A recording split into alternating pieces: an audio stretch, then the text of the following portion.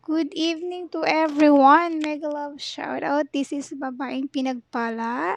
This is part 2 of our family escapade. O yan. Then, isa na rin, kasama na rin ang celebration ng aming 13th year anniversary, 7th anniversary ng aming sa aming mag-asawa. Ayan. So, hindi kami pwedeng mag-date na kami lang kasi kailangan namin bitbitin ang aming mga itlog. Ayan po sila. So, si mami nasa likod lang. So, kung gaano po katagal tong lalakarin namin na to, ayun po ang layo ng aming tinatarget na restaurant. Kasi ito pong restaurant is hindi po doon kasama sa Resort World. So, lumabas muna kami. Ayan, iniwanan lang namin yung sasakyan. So, kasi po mahirap, abala pa yung lalabas tapos papasok ulit. So, ayun, dyan lang muna siya sa parking. So, dito po kami sa may parking, sa labasan ng parking area ng Resort World. So, maglalakad po kami going Orange Bucket. So, gaano katagal yung lakad nila na yan? Ayan po. Ang gaano kalayo ang aming lakad sa isang kanto. So, nandito na pala kami sa Orange Bucket. Ayan po. Ayan po, hindi po kayo magsisisi. Sobrang sarap po at sulit po ang food nila. So, meron po silang mga promo din. So, ayan. Kung gusto nyo rin pong puntahan ang Orange Bucket po sa Newport.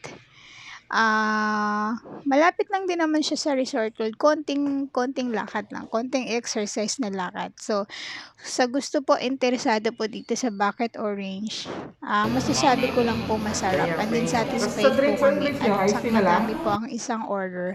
So, order po kami almost, yung order namin is almost 3-5. Lahat-lahat po, 3-5. So, ayan. So, kasi may iced tea, and then may chicken para kay Brie, and then rice. Hindi kasama kasi yung rice doon sa bucket nila. And then, ito pong nasa picture ang aming in-order po. So, ayan.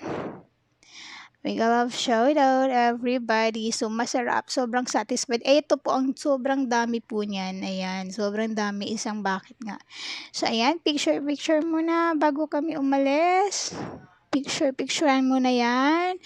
Para remembrance. Just in case pag meron ulit pera na extra at para sa syempre date namin family yan. So, okay lang naman po na minsan treat naman po ang self.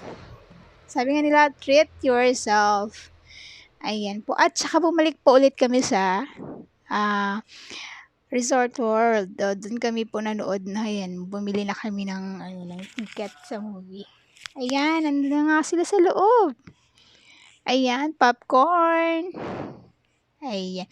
Ito po yung pinanood namin, Sonic. Requested ni Brie. Ayan, nag-umpisa na po. Nagko-commercial pa lang. Ayan. So, ayan po. Hanggang commercial lang po yung kinuhanan ko.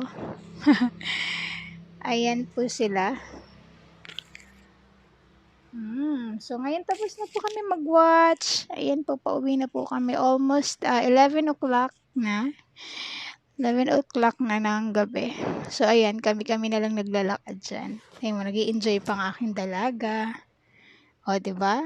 Ayun mo, enjoy po siya sa kanyang paglalaboy. Kasi wish granted daw siya.